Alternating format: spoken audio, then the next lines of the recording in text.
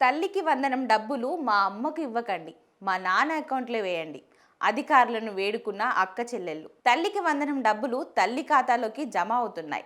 కానీ ఇద్దరు బాలికలు ఆ నగదు తండ్రికే ఇవ్వాలంటూ అధికారులను వేడుకున్నారు. తూర్పు గోదావరి జిల్లాలో జరిగిన ఈ ఘటన ఆసక్తికరంగా మారింది.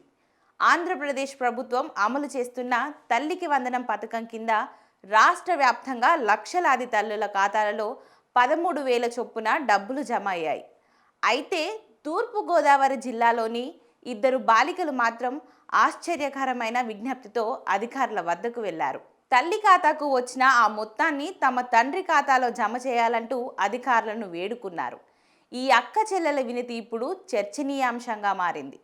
సీతానగరం మండలం బొబ్బిలంకకు చెందిన చిత్రపు సంధ్యన, చిత్రపు సునైన గవర్నమెంట్ హై స్కూల్లో 10, 9 తరగతుల్లో చదువుతున్నారు. ప్రజా సమస్యల పరిష్కరణ వేదికలో ఈ ఇద్దరు బాలికలు ఎంపీడీఓ కార్యాలయానికి వచ్చి తమ వినతి పత్రాన్ని అందజేశారు. తల్లికి వందనం పథకం కింద మాకు వచ్చిన 26,000 మా తండ్రికి ఇవ్వండి అని అందులో పేర్కొన్నారు. వీరిద్దరి తల్లిదండ్రులు కొన్ని సంవత్సరాల క్రితం విడిపోయారు.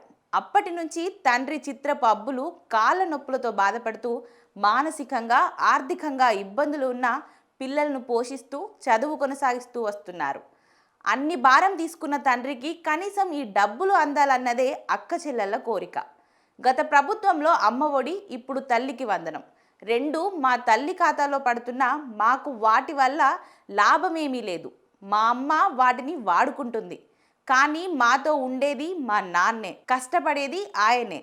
అందుకే ఈ డబ్బులు ఆయనకే ఇవ్వండి అంటూ వారు ఎంపీడీఓకి అర్జీ ఇచ్చారు. మేము ఉండేది పూరిపాకలో, వర్షం పడితే నీరు కారిపోతుంది. అయినా చదువు మానకుండా చదువుకుంటున్నాం. మధ్యాహ్న భోజనం, పుస్తకాలు, యూనిఫామ్లు ప్రభుత్వం ఇస్తుంది. కానీ మిగిలిన అవసరాల కోసం ఈ డబ్బులు ఎంతోగా ఉపయోగపడతాయి అని వారు చెప్తున్నారు. ఈ మేరకు వారు సీతానగరం పోలీసులకు, పీజీఆర్ఎస్కు కూడా ఫిర్యాదు చేశారు. తల్లికి వందనం డబ్బులు తల్లి ఖాతాలో వేయకుండా నిలిపివేసి తండ్రి పేరుతో పథకాన్ని కొనసాగించాలని ప్రభుత్వాన్ని కోరారు.